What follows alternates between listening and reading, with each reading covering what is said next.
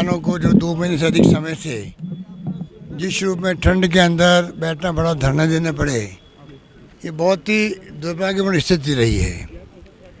देश हित में भी नहीं है, क्योंकि किसान जो अन्नदाता कहलाता है, अगर उसको ये स्थिति पैदा हो जाए देश के अंदर, उसकी बात सुनने के लिए कोई तैयार नहीं हो, उनकी भावनाओं को समझ नहीं पा रहे कोई भी, ये बहुत ही अनफॉर्चुनेट बात है। क्या ठंड पड़ रही भयंकर, उसके अंदर सड़कों पर लोग बैठे हुए हैं, जिस रूप में ट्रैक्टर रैली निकाल रहे हैं आज के दिन भी, तो समझना चाहिए जय जवान जय किसान की बात हम करते हैं, तो जवान भी बॉर्डर पर है, वो देश की रक्षा कर रहा है, और किसान को आज अगर बैठना पड़े इस प्रकार से धरने दे कर के लंबे समय तक, तो मैं समझता हूँ कि ये उचित नहीं है। मांगे हर वर्ग रखता है, कोई रास्ता निकल सकता है, पर क्योंकि इसकी प्रक्रिया ही शुरू से गलत की गई, पार्लियामेंट के अंदर भी विपक्षी बात सुनी नहीं गई, और अगर एक कमेटी को सौंप देते ये मामला, जिस सेलेक्ट कमेटी में भी, और उसमें सब पार्टी के लोग होते हैं, वो लोगों के ओपिनियन ले लेते देशवासियों की, किसानों की, और ये नौबत नहीं आती। इतना बड़ा अविश्वास पैदा हो गया, इसका मूल कारण है अविश्वास कारण है, मूल कारण है। तो क्या डेमोक्रेसी के अंदर सरकार फैसले नहीं बदलती है क्या? फैसला बदलना, अगर जन भावना देख करके फैसला बदलना कोई किसी की अवमानना नहीं है, बल्कि बड़प्पन दिखता है कि सरकार में हम लोग हैं, उसमें अगर आपने कोई फैसला, कोई कानून विड्रॉ कर लिया, समाप्त कर दिया, तो क्या बिगड़ने वाला आपका? कल आप किसानों ने बात करके नया कानून पेश कर सकते हो, नया कानून ला सकते हो।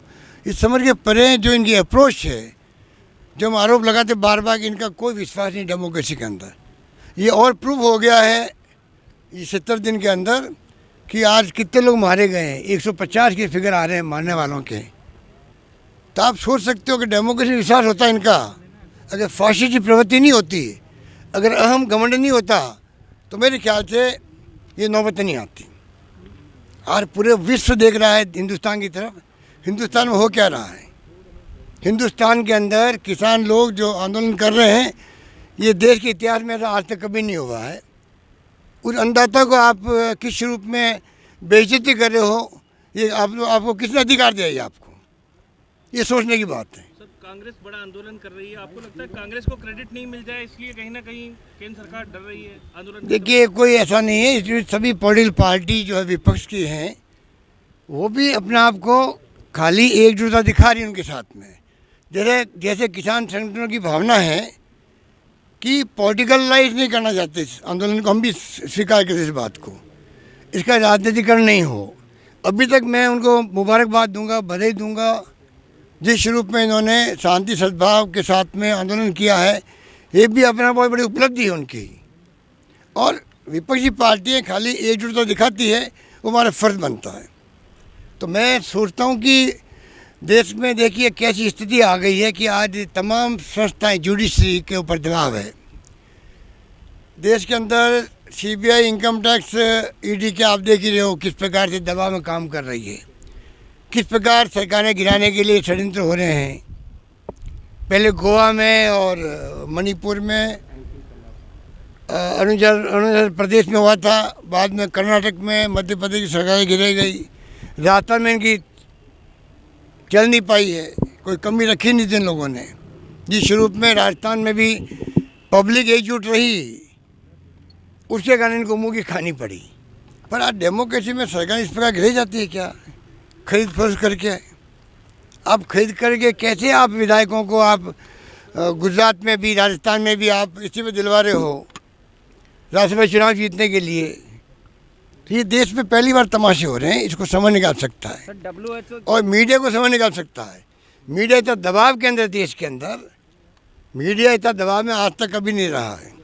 हमेशा मीडिया के बारे में कोई अगर फैसला होने लगा सरकार द्वारा, तो पूरा मीडिया एकजुट होकर विरोध करता था उसका, वो टाइम भी था, हमने देखा है।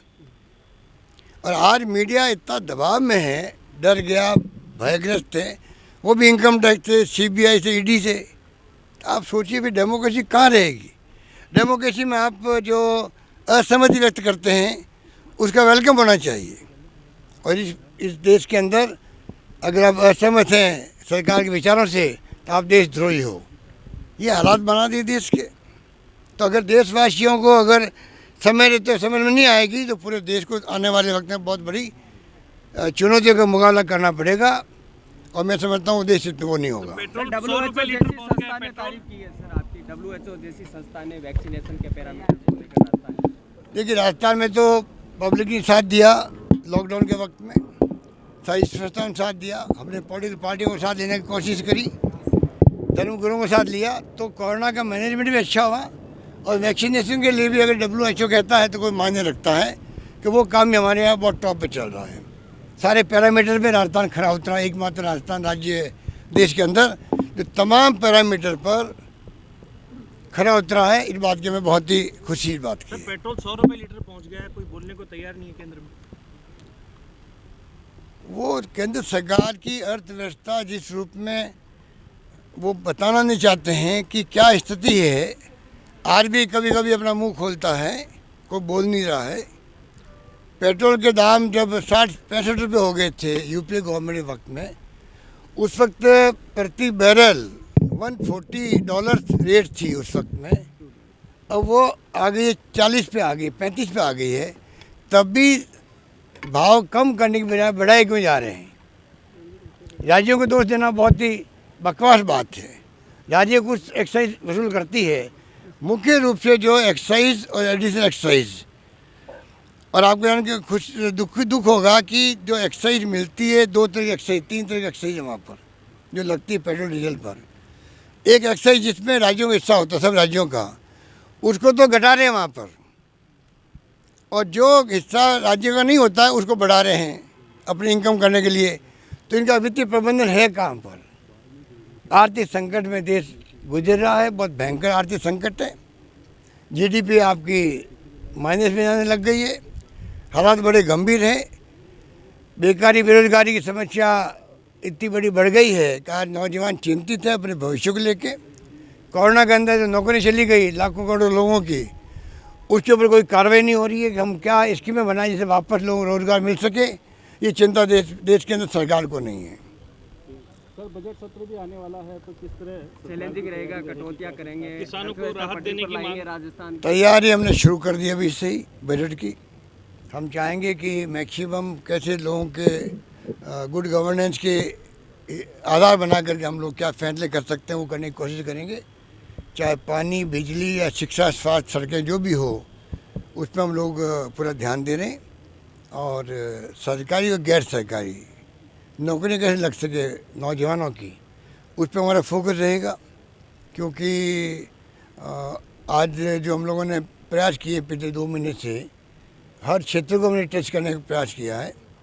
और मैं उम्मीद करता हूं कि इन्वेस्टमेंट आने लगेगा तो जाके नौकरियों की राह खुलेगी प्राइवेट सेक्टर के अंदर भी। वो हमारा प्रयास है। सेंटर से सर आ रहा है जीएसटी का पैसा, उम्मीद है वो आपकी बात सुनेंगे। कौन राज्यों की बात सुन कौन रहा। दिल्ली के अंदर जहाँ सरकारें बीजेपी की है उनके मुंह पे ताले लगे हुए हैं, मजबूरी में, तकलीफ में वो भी हैं। और जहाँ सरकारें बीजेपी की नहीं हैं वो बराबर लड़ाई लड़ रहे हैं। जीएसटी जो हमारा हक है, लिखित में वादा किया हुआ, वो पूरा नहीं कर रहे लोग। तो स्थिति बड़ी नाजुक बनी हुई है। गुलाबचंद कटारिया कहते हैं मंत्रिमंडल विस्तार होगा तो सरकार गिर जाएगी। बार बार मजाक बना रखा है इतने बड़े नेता। कटारिया जी तो देखिए अब उनकी एज ऐसी हो गई है कि जो फॉर्मूला है मोदी जी का, मोदी जी के फॉर्मूले के अनुसार तो इनको देखो इस्तीफा देना चाहिए। जो मार्गदर्शक मंडल बना है दिल्ली में, उस जगह जाके इनको मतलब जिम्मेदारी सौंपनी चाहिए। तो इसलिए अब वो तो क्या एक प्रकार से दिल्ली के नेताओं को खुश रखो कि सरकार गिराने का षड्यंत्र था, उसे मुंह की खानी पड़ी, तो उनको खुश कैसे रखें जिससे कि वो खुद अपने आप को बचाव कर सके। दूसरा उनकी पार्टी में इतनी फूट है राजस्थान में, ऐसी फूट आज तक राजस्थान में मैंने बीजेपी में कभी नहीं देखी जो इस वक्त देखी जा रही है। तो आप सोच सकते हो कि पहली बार बीजेपी में आपस में जो प्रतिस्पर्धा हो रही है आगे बढ़ने की, वो सब आपके सामने है।